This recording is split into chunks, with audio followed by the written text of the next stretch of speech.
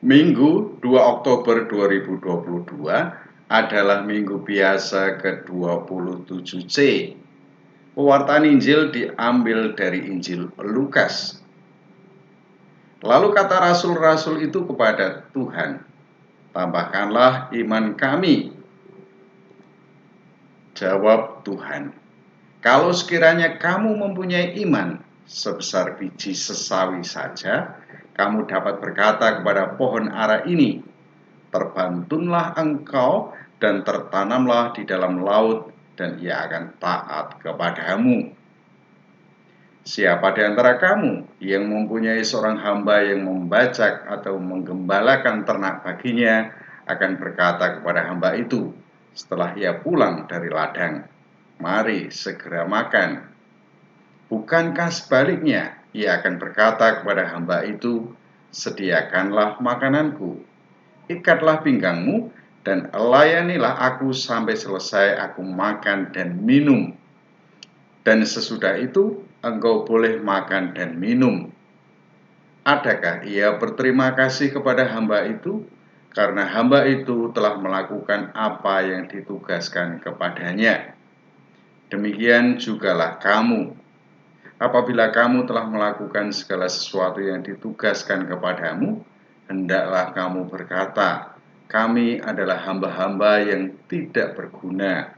Kami hanya melakukan apa yang kami harus lakukan.'"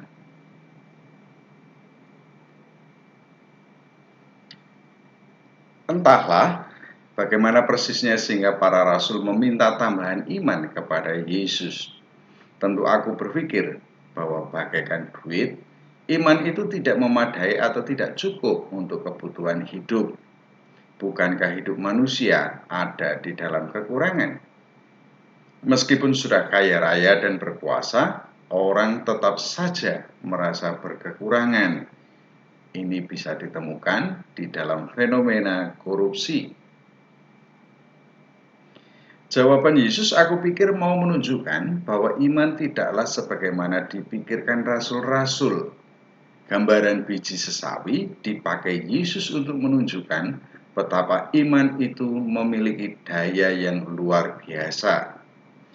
Biji sesawi itu sangatlah kecil, namun tatkala bertumbuh akan menjadi sangat luar biasa. Lebih daripada itu, iman tidaklah dapat diukur besar kecil atau cukup tidak cukup. Iman tampak terkait dengan kuasa ilahi, di mana orang dapat memerintahkan alam ciptaan untuk bertindak sebagaimana dikehendaki. Dikatakan Yesus, "Kalau sekiranya kamu mempunyai iman sebesar biji sesawi saja, kamu dapat berkata kepada pohon ara ini, 'Terbantunlah engkau dan tertanamlah di dalam laut,' dan ia akan taat kepadamu." Aku pikir umat beriman pun memiliki pemikiran yang sama dengan rasul-rasul. Tidak sedikit kiranya umat yang berpikir bahwa tatkala berbuat dosa atau kesalahan, maka iman dikatakan tipis atau kurang. Apakah dengan demikian, orang yang memiliki kepenuhan iman adalah mereka yang tidak pernah berbuat dosa atau kesalahan? Kiranya ini mengingkari kenyataan bahwa umat manusia ada dalam bayang-bayang dosa dan mudah jatuh ke dalam keberdosaan. Karena rentan terhadap dosa, umat beriman dituntut untuk bertobat terus-menerus. Karena rentan terhadap dosa, umat beriman pun dituntut untuk terus mengampuni. Iman tidak terkait dengan dosa atau kesalahan. Dari gambaran Yesus tentang hubungan antara Tuhan dan hamba, iman menunjuk pada bagaimana umat beriman setia mendengarkan dan menjalankan perintah dengan ikhlas. Kesetiaan dan keikhlasan dituntut sungguh dalam beriman. Kalau pemikiran rasul-rasul itu aku ikuti dalam gambaran Tuhan dan hamba, aku tertarik dengan sabda Yesus, "Apabila kamu telah melakukan segala sesuatu yang ditugaskan kepadamu, hendaklah kamu berkata." Kami adalah hamba-hamba yang tidak berguna. Kami hanya melakukan apa yang kami harus lakukan. Orang beriman seharusnya menyadari bahwa hidupnya bergantung sungguh pada Allah. Ketidakbergunaan rasaku terlalu ekstrim untuk menilai hidup manusiawi, karena bagaimanapun Allah memelihara hidup manusiawi. Ya, bagaikan Tuhan yang tetap menjaga dan memelihara para hambanya, namun yang terpenting daripadanya adalah bahwa mendengarkan dan menjalankan perintah Allah haruslah menjadi hidup umat beriman. Ini kiranya sangat jelas tatkala dikatakan bahwa hanya melakukan apa yang kami harus lakukan.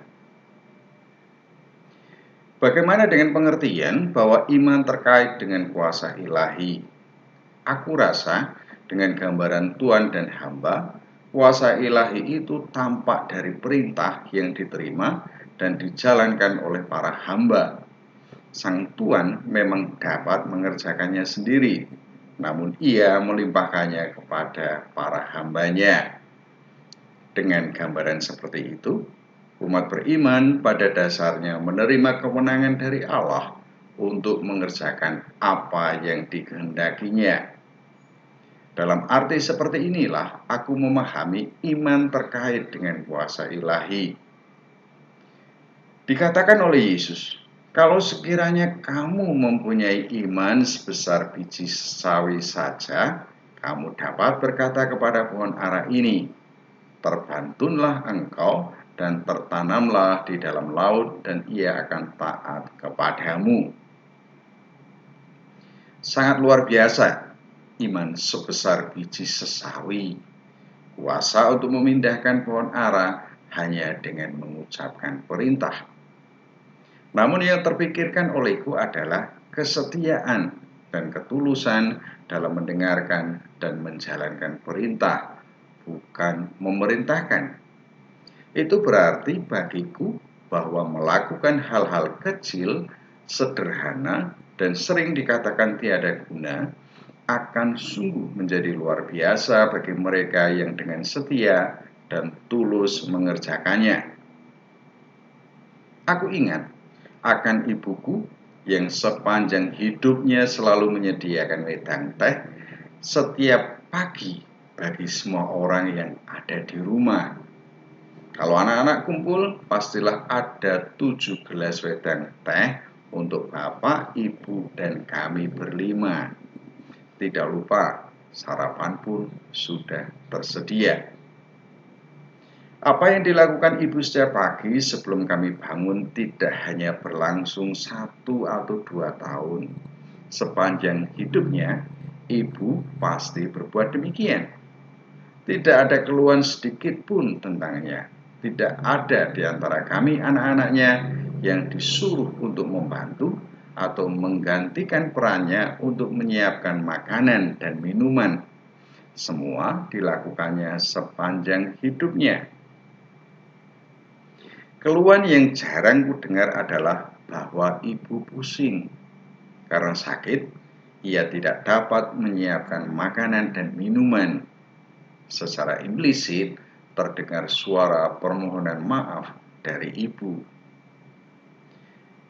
Gambaran hamba di hadapan Tuhan yang tercatat di Injil Lukas ada pada ibuku. Sepanjang hidupnya, sesudah bapak pensiun, ibu berjualan. Setelah menyiapkan makanan dan minuman pagi, ibu belanja di pasar yang jaraknya sekitar 10 kilo. Sejak ada angkutan, ibu berangkat naik bus kecil yang lewat depan rumah sekitar jam 5 pagi. Sekitar jam 9, ibu sampai di rumah kembali dengan becak yang penuh dengan barang dagangan. Ibu tidak segera beristirahat. Ibu langsung melayani orang-orang yang sudah lama menunggu. Sekitar 1 jam lebih ibu berdiri melayani para pembeli. Kalau dihitung aktivitas sejak bangun, ada 6 jam tanpa istirahat. Tak pernah ku dengar ibu mengeluh. Kesetiaan dan ketulusan ibu tentunya karena menghendaki kami sehat dan gembira dalam menjalani hidup. Lebih dari segala sesuatu, kasih ibu terhadap keluarga sungguh nyata bagi kami. Demikian pun tentunya kasih umat beriman terhadap Allah. Kesetiaan dan ketulusan dalam melayani Allah tentulah dimiliki dan meresap di dalam hidup umat beriman. Pelayanan terhadap paguyuban umat beriman dan kepada seluruh umat manusia menjadi ungkapan dan wujud dari kasih kepada Allah. Sebagaimana ibu tidak mengharap belas kasihan ataupun mengharap balasan dari keluarga, demikian pun umat beriman dalam mengasihi Allah. Kasih kepada Allah dalam karya pelayanan kepada sesama tentulah dipenuhi kesetiaan dan ketulusan. Umat beriman tentulah tidak baperan berhadapan dengan sikap sesama terhadapnya. Umat beriman tentulah tidak menuntut apresiasi ataupun penghargaan. Umat beriman memiliki sikap pelayan. Kami hanya melakukan apa yang kami harus lakukan. Bagaimana kenyataan hidup umat beriman dalam pelayanan gerejani? Tidak jarang kutemui orang sudah tidak mau aktif lagi dalam kegiatan gereja karena merasa tidak dihargai apa yang sudah dilakukan. Pengorbanan terasa sia-sia saja. Orang beriman tidak meninggalkan perayaan Ekaristi mingguan, tapi non-aktif sungguh dalam berbagai kegiatan gerejani. Apapun alasannya, penghargaan yang tampak dan biasa dimaklumi sebagai kebutuhan psikologis dan biasa juga diterima sebagai manusiawi, patut dipertanyakan bagi orang beriman. Kesetiaan dan ketulusan sangatlah diperlukan dalam beriman. Apakah pelayanan gereja menghendaki penghargaan? Seorang pelayan tentulah hanya mengerjakan apa yang seharusnya bagi tuannya. Tidak dapat diharapkan sungguh bahwa tuan yang dilayani akan memberikan penghargaan. Kalau diberi upah sebagaimana mestinya, tentulah ada. Sebagaimana figur pelayan, dibutuhkan kesabaran luar biasa umat beriman dalam pelayanan. Tidak sedikit umat beriman yang membutuhkan informasi, namun tidak jarang justru memancing emosi para pelayan. Gaya dan karakter berbeda-beda dari orang yang dilayani menuntut kesabaran para pelayan. Penting pula diperhatikan posisi pelayan. Seorang pelayan bukanlah tuan yang empunya pelayanan.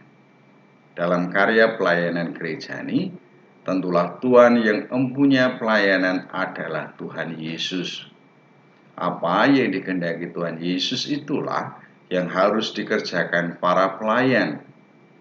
Jikalau dikatakan bahwa seluruh umat beriman merupakan para pelayan Tuhan Yesus, maka umat beriman sudah seharusnya saling melayani.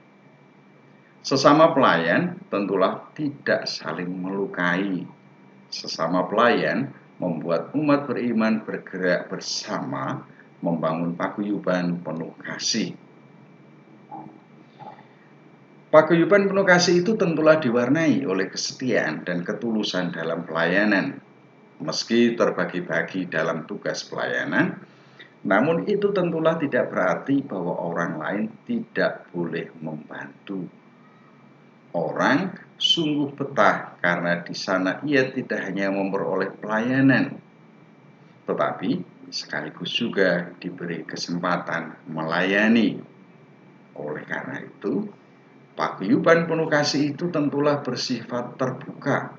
Semakin banyak orang terlibat di dalamnya.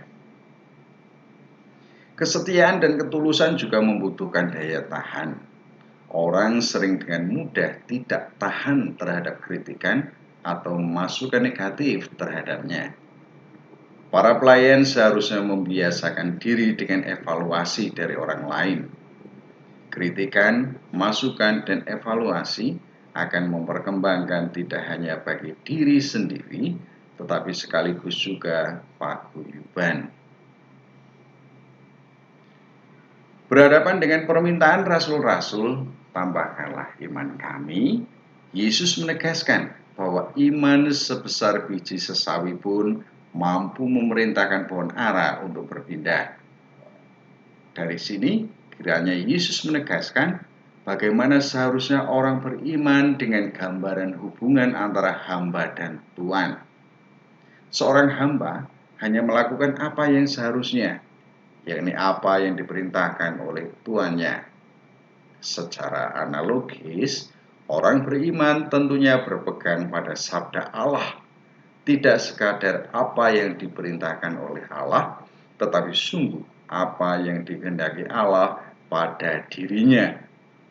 Dalam hal ini, sangatlah penting bagi orang beriman untuk mendengarkan dan menjalankan apa yang sungguh dikehendaki Allah pada dirinya. Ketulusan dan kesetiaan diperlukan orang beriman dalam melayani Allah, yakni menjalani hidup sebagaimana dikehendaki oleh Allah. Di tengah pergaulan dengan sesama orang beriman, seseorang bertanggung jawab juga terhadap perkembangan paguyuban. Kesetiaan dan ketulusan dalam pelayanan kepada sesama seharusnya terjadi di tengah orang beriman dalam paguyuban. Dalam melayani, orang beriman tidak baperan, menuntut dihargai, bahkan kemudahan-kemudahan dalam hidup bersama.